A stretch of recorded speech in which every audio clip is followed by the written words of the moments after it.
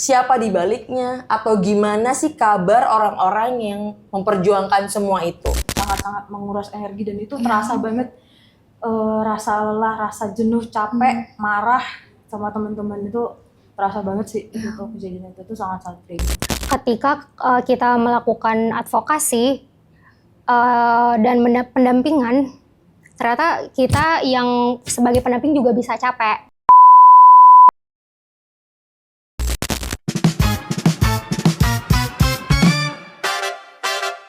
Halo teman-teman, selamat datang di Basis After Hours. Ini adalah ruang ngobrol santai, tempat kita berbagi cerita tentang demokrasi, ruang sipil, gerakan masyarakat sipil, dan tentu saja tentang orang-orang yang ada di balik semua kerja-kerja perawatan.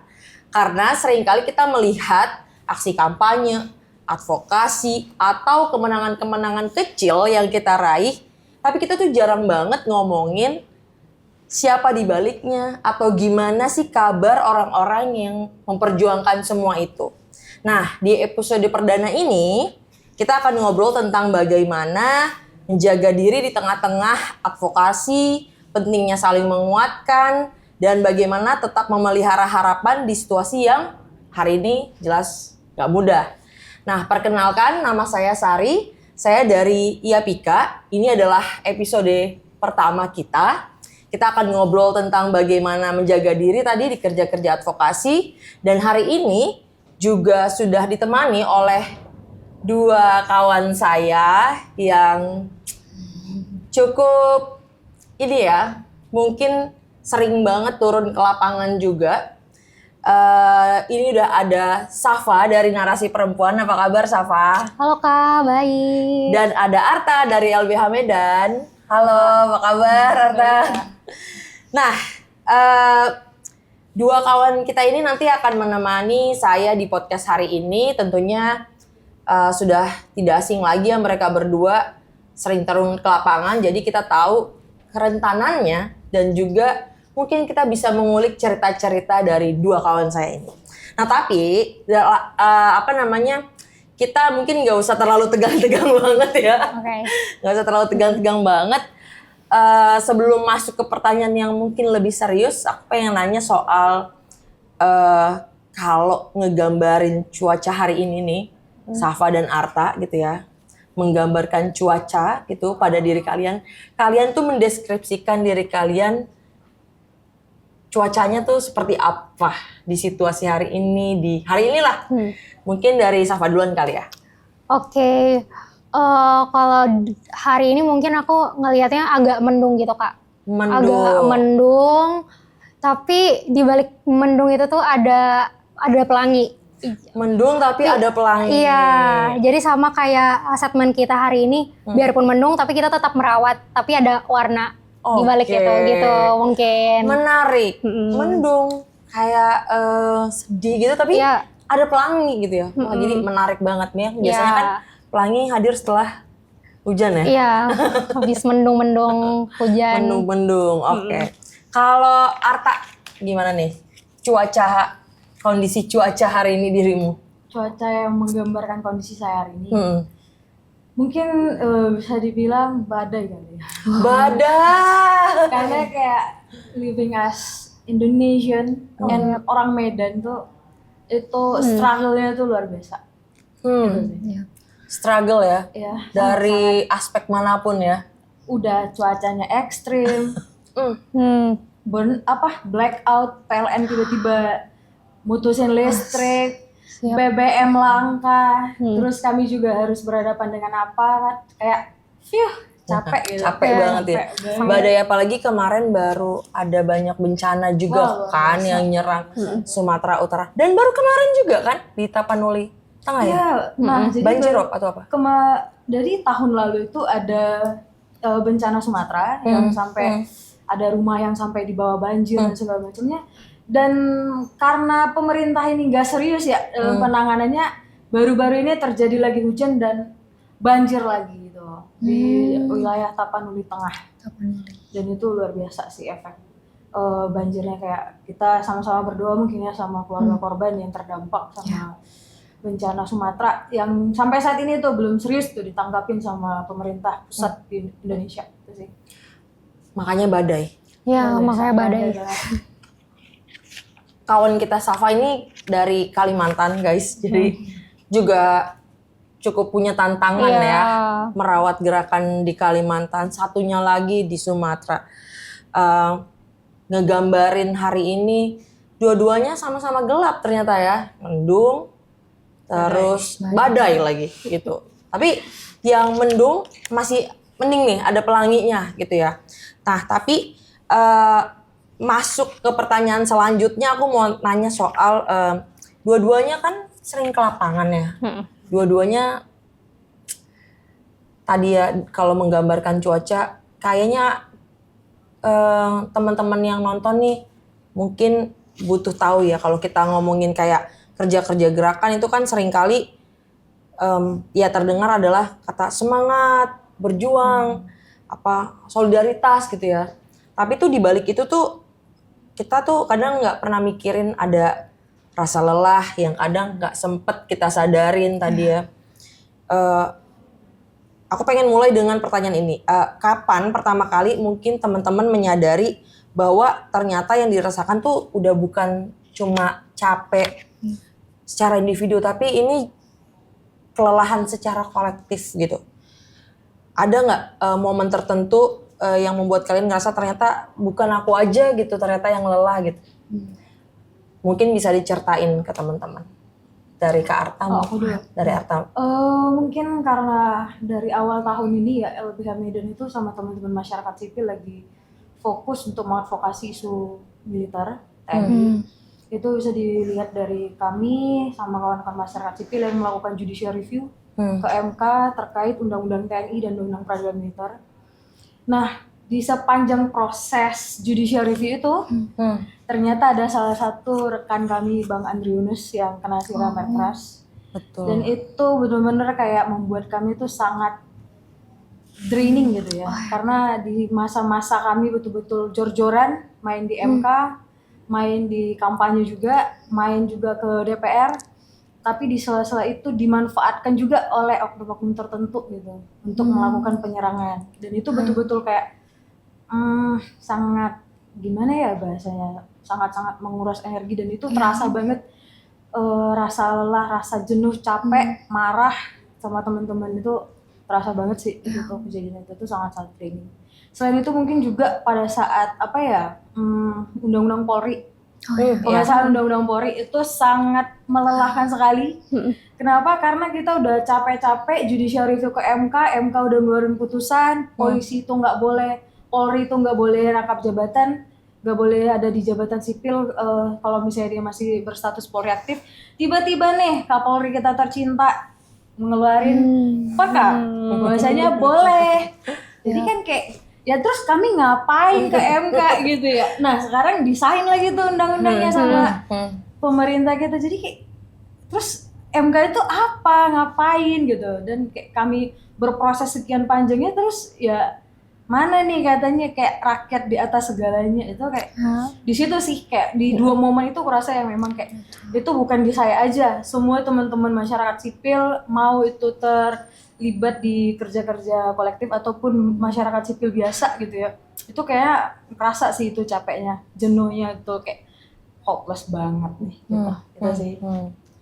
Bisa sampai nggak bisa tidur gitu nggak yang dirasain? Itu apalagi pada saat awal penyerangan itu memang itu sangat mencekam sih, situasinya itu sangat luar biasa. Itu kami sendiri gimana nih ada kayak siapa nih selanjutnya ada gitu sih. Tapi ya bersyukurnya sih masih banyak teman-teman yang saling support, bantu gitu ya, mau itu secara mental ataupun keamanan fisik dari teman-teman yang saling mengadvokasi itu mereka saling menjaga. Itu sih yang paling sangat melegakan hati ya. Pada akhirnya memang ya warga bantu warga, kita yang saling menjaga gitu. Oke, makasih Arta. Tadi ada momen di mana teman-teman LBH Medan juga merasakan itu ya. Yang mungkin sebenarnya teman-teman yang lain juga merasakan ya. Waktu ada kasus penyiraman itu emang mungkin ada beberapa yang akhirnya kena trigger juga gitu kan. Karena pasti takut banget kan untuk kemana-mana gitu. Oke, kalau Safa sendiri nih di Kalimantan, teman-teman narasi perempuan juga mendampingi banyak ini ya, orang muda perempuan dan ibu-ibu ya, ibu-ibu di pedalaman, ya kan di desa-desa gitu.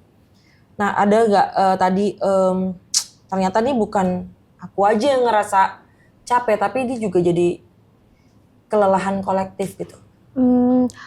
Mungkin ini aku throwback, ada dulu aku lagi mendampingi kasus KS waktu itu. Pada saat tahun 2025, aku itu sedang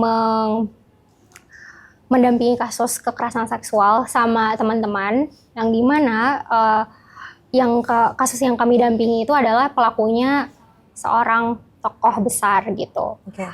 Dan pada saat setelah itu aku mengalami teror. Okay. Jadi aku ditelepon, nomorku tuh ditelepon orang, WA aku tuh di spam chat, dan itu aku sadar gitu, itu adalah titik lelahku juga gitu, titik dimana ketika aku beraktivisme, aku merasa ternyata ini loh lelahnya gitu. Ketika kita melakukan advokasi dan pendampingan, ternyata kita yang sebagai pendamping juga bisa capek, ya itu. Dan juga kita juga beresiko untuk mengalami secondary trauma itu, dan juga kita tuh nggak aman sebenarnya gitu. Setelah itu kami menyadari, dan akhirnya aku sama teman-teman narasi mulai untuk membangun body system yang lebih kuat lagi gitu. Kayaknya gimana sih misalkan mitigasi, punya lebih strategi lagi lah mitigasi keamanannya gitu. Kalau misalkan kita mendampingi kasus, itu kayaknya kita harus benar-benar punya mitigasi yang lebih kuat lagi gitu Kak. Dan setelah itu akhirnya kami mulai menyusun strategi, yaitu collective care waktu itu, sesuai dengan pendekatan yang ada di narasi perempuan. Berarti situasinya yang mengalami kelelahan kolektif tadi kan berangkatnya dari individu ya, karena Safa pendamping, terus kawan-kawan yang lain ternyata juga nggak tahu ya, mungkin juga mengalami kelelahan juga, tapi saling mengisi gitu ya, saling menguatkan begitu kali ya. Nah, menarik banget ya, maksudnya keduanya pasti nggak mudah gitu ya melalui hal itu gitu, apalagi traumanya mungkin punya ceritanya masing-masing gitu. Betul. Dan untungnya teman-teman gitu ya, kelelahan kolektifnya nggak terlalu gede banget. Biasanya kalau lelah kolektif tuh benar-benar kayak udah burn out semuanya, bisa jadi mungkin bisa jadi bubar kolektifnya atau bubar komunitasnya gitu ya, karena kelelahan kolektif. Tapi untungnya itu nggak terjadi gitu maksudnya. Nah, oke, aku mau bertanya soal seringkali kita tuh sibuk ngejar target, kan dua-duanya juga melakukan banyak program-program ya dalam kerja-kerjanya. Terus ngedampingin kasus, merespon isu yang terus bermunculan. Nah, kalau menurut teman-teman sendiri, apa hal kecil yang sering diremehkan padahal itu justru penting untuk menjaga keberlanjutan gerakan? Hal penting yang sering banget diremehkan padahal itu paling penting. Siapa duluan? Safa mungkin? Aku boleh. Mungkin budaya check-in antar individu gitu Kak. Jadi kayak kabar-kabaran, karena kan terlalu banyak ngejar program, kita lupa padahal kita juga individu yang punya lapisan identitas yang lain gitu. Kita bukan aktivis juga, maksudnya mungkin kita bekerja di aktivisme padahal kita juga punya individu yang punya banyak hobi juga gitu. Manusia ya. Dan kadang kita lupa budaya check-in itu. Harusnya kan kalau di narasi tuh kami biasanya tukar update gitu. Gimana gimana hobinya gitu. Gimana kehidupannya, ada struggle kah. Jadi masing-masing dari individu kami jadi ruang dengar masing-masing gitu. pokoknya kita hal kecil itu sih Kak, yang budaya check-in tadi itu harus di kehilangan, aku nggak mau bilang lip service, tapi menurutku saling nanyain kabar Iya, gitu iya, kan, maksudnya nanyain kabar itu yang budaya yang hilang, yang gerakan. Oke, kalau Kak Arta, Kalau kami ya hal paling kecil itu ya tadi mungkin hampir sama ya, budaya check-in kabar, karena kan itu kayak sekurang-kurangnya iman nih ngeliat temen lu capek, benar. ya kenapa, ada apa, itu kayak penting sih. Kadang kan memang orang bukan butuh solusi atau butuh apa ya, tapi cuma butuh didengar aja kadang sekecil-kecil itu. Jadi ya itu hal paling kecil sih yang bisa kita lakukan dan memang sudah dipraktekkan ya kalau di LBH Medan sendiri itu pasti sih. Ngelihat burnout sedikit pasti apa, ayo nongkrong dulu, ayo ngopi dulu, minum dulu gitu kan. Jadi biar teman-teman itu nggak ngerasa sendiri dalam menghadapi kelelahannya. Nah kadang-kadang kan yang kita tanyakan, gimana? Udah selesai belum kasusnya? Iya, Gimana kayak gitu. keluarganya? Tapi yang mendampingi kadang nggak pernah ditanya gitu ya. Oke, nah ini mungkin menjadi pertanyaan terakhir yang sedikit reflektif. Kita semua tahu situasi demokrasi dan ruang sipil hari ini tuh nggak mudah. Ada represi, kriminalisasi gitu ya. Nah, menurut kalian nih gimana kita bisa tetap berharap tanpa harus menutup mata terhadap kenyataan? Berharap sejujurnya. Tapi tadi ada pelangi, untungnya ada pelangi cuacanya gitu. Maksudnya walaupun badai tadi ada pelangi kan, gitu kan. Yap. Walaupun kadang-kadang kalau ya banyak banget di antara mungkin aku ya yang denger kawan-kawan udah hopeless aku Sar. Udah ya udahlah nurut aja, udah banyak yang kayak gitu. Tapi gimana sih kalian bisa tetap bahkan bertahan di gerakan kalian gitu? Ya kita juga sejahtera amat juga enggak kan maksudnya gitu. Tapi kita bertahan terus melakukan kerja-kerja perawatan. Bahkan Safa akhirnya juga check-in kawannya, di satu sisi dia juga harus mengukur, dia harus punya apa ya, kompas dirinya dia, oh gue udah terlalu lelah misalnya kayak gitu. Apa sih yang membuat kalian misalnya bisa merawat harapan itu? Masih memilih untuk terus bergerak?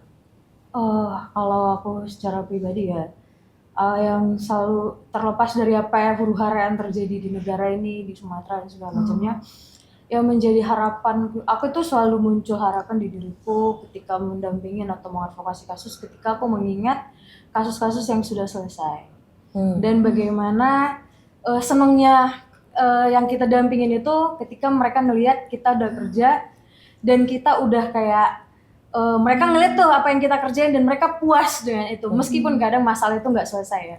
Contohnya yang aku itu yang selalu menjadi motivasiku itu tuh ada klien dampingan LBH Medan itu 2 orang.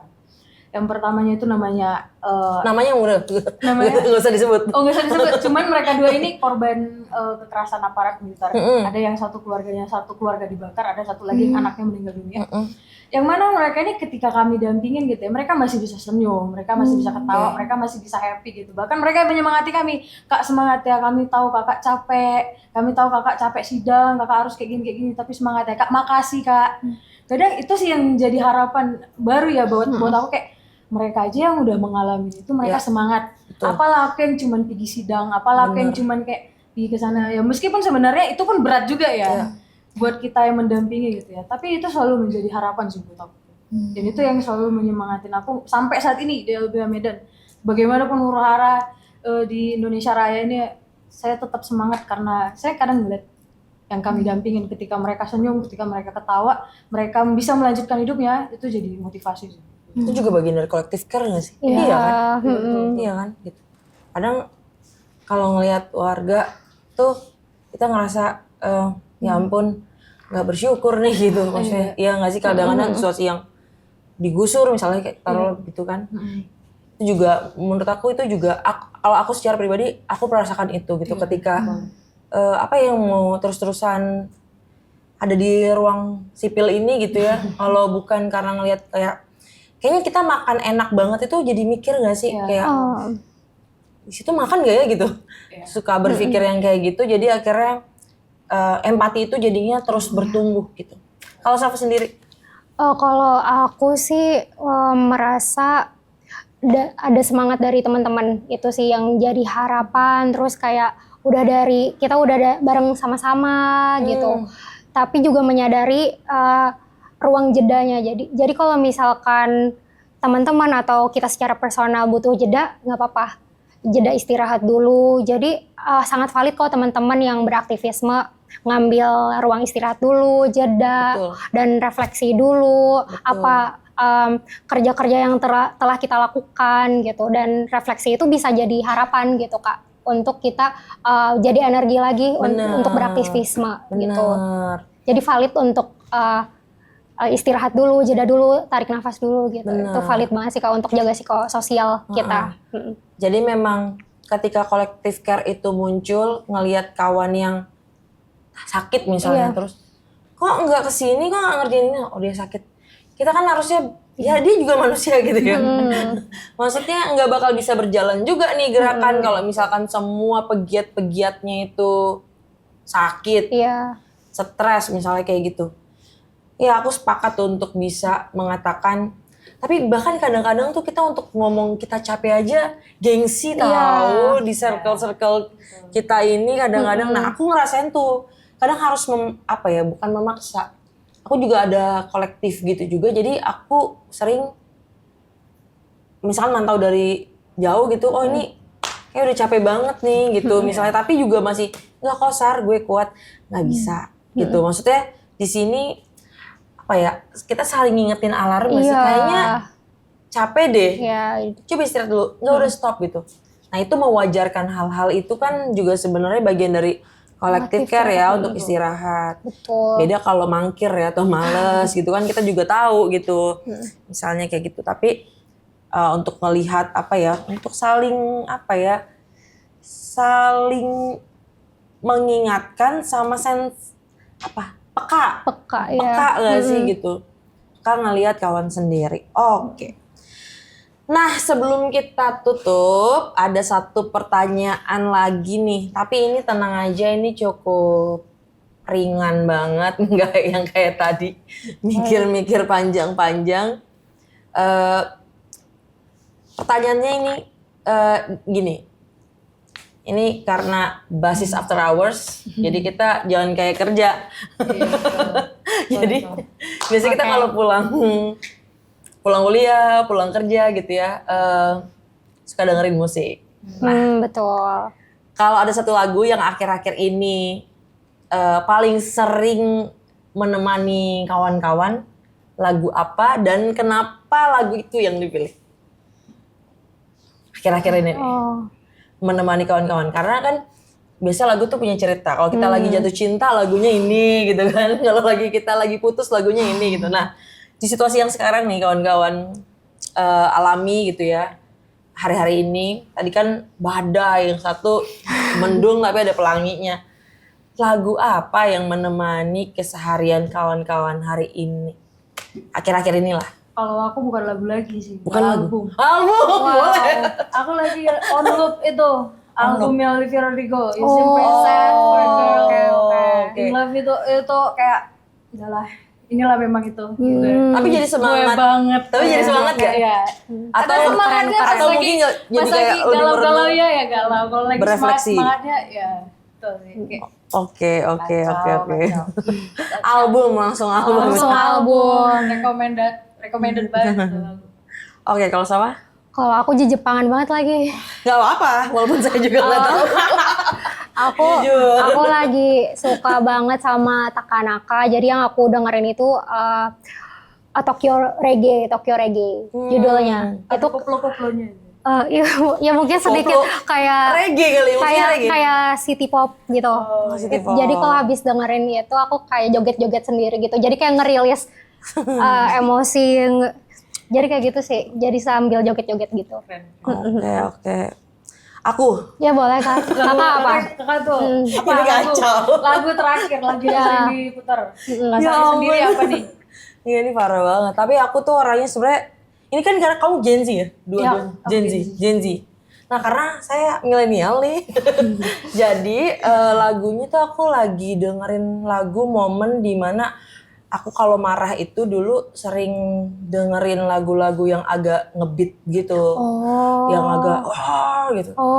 Jadi ya walaupun sukanya lebih ke ballad ya, tapi kalau lagi marah, lagi kesel itu lebih pengen, kan nggak bisa ngancurin apa-apa ya. Nggak mungkin nih HP saya dihancurin gitu. Jadi sukanya lagu-lagu yang agak gede kayak The Offspring kayak gitu-gitu hardcore. yang kayak agak teriak-teriak, ngebeatnya kenceng. Nah itu biasanya di ojek sambil dengerin sambil nyanyi-nyanyi aja gitu. Abangnya juga ngomong apa nih? Enggak, saya nyanyi. Gitu. Maaf bang, saya nyanyi gitu. Jadi itu yang sering aku dengerin gitu. Oke, kita udah saling sharing nih. Thank you banget udah mau ngisi di episode pertama Basis After Hours. Yang mana tagline-nya juga baru dibikin tadi. Gitu. Nah, terima kasih banyak ya Safa dan Narta. Nah, buat teman-teman yang udah mendengarkan Basis After Hours ini, makasih juga udah meluangkan waktu. Nah, kalau teman-teman menikmati episode hari ini, kan teman-teman bisa ikutin terus podcast Basis After Hours di episode-episode selanjutnya. Semoga akan ada narasumber yang juga keren-keren. Kita bisa saling berbagi cerita di ruang yang mudah-mudahan cukup aman. Karena aku takut klaim nih, mudah-mudahan cukup aman. Aman lah. Soalnya tadi perbincangannya agak-agak agak-agak ngeri juga. Tapi semoga bisalah jadi ruang aman untuk kita semua. Oke, aku pamit undur diri. Sampai jumpa di episode berikutnya. Dadah.